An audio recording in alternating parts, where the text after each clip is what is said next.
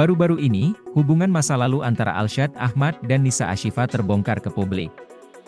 Alshad diduga telah menghamili sang mantan kekasih, yakni Nisa Ashifa, wanita yang pernah dipacarinya selama bertahun-tahun.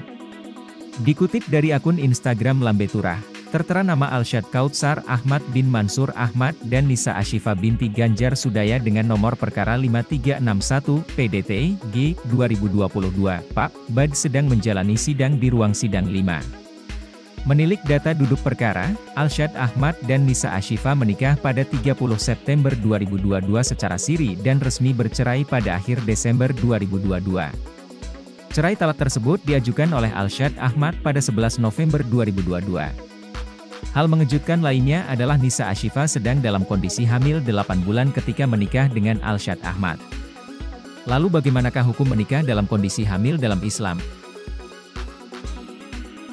Dikutip dari Lampung.nu.id, terungkap bahwa menikah atau menjalankan ijab kabul dalam keadaan hamil adalah sah pernikahannya. Dalam hal ini KUA, Kantor Urusan Agama, berpedoman pada kompilasi hukum Islam atau disebut juga Instruksi Presiden, Inpres, nomor 1 tahun 1991. Mengenai menikah dalam kondisi hamil ini dijelaskan dalam bab 8 tentang kawin hamil ini pasal 53 dan 54.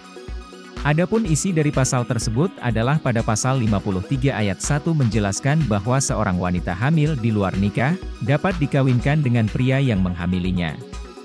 Pada ayat 2 yaitu perkawinan dengan wanita hamil yang disebut pada ayat 1 dapat dilangsungkan tanpa menunggu lebih dahulu kelahiran anaknya.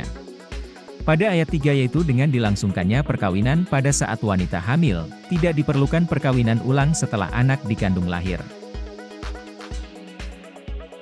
Pasal 53 ini cukup jelas menjawab pertanyaan di masyarakat umum yang menanyakan apakah perlu menikah ulang ketika pernikahan dilangsungkan dalam keadaan hamil? Tentu jawabannya adalah tidak perlu diulang dan pernikahannya sah. Pemahaman mengenai tidak sahnya pernikahan ketika hamil adalah berpedoman pada pertama, pendapat Imam Ahmad bin Hanbal yang menyatakan bahwa tidak boleh melangsungkan pernikahan antara wanita hamil karena zina dengan laki-laki sampai ia melahirkan kandungannya. Kedua, mazhab Syafi'i berpendapat bahwa menikahi wanita hamil karena zina dibolehkan bagi yang telah menghamilinya maupun bagi orang lain. Pendapat yang ketiga dari Malikiyah, tidak sah perkawinannya kecuali dengan laki-laki yang menghamilinya dan ini harus memenuhi syarat, yaitu harus taubat terlebih dahulu.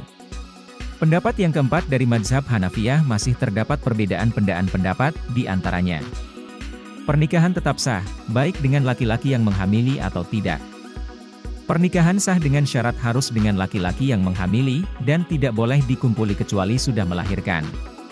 Boleh nikah dengan orang lain asal sudah melahirkan. Boleh nikah asal sudah melewati masa haid dan suci, dan ketika sudah menikah maka tidak boleh dikumpuli kecuali sudah melewati masa istibro, masa menunggu bagi seorang wanita setelah mengandung.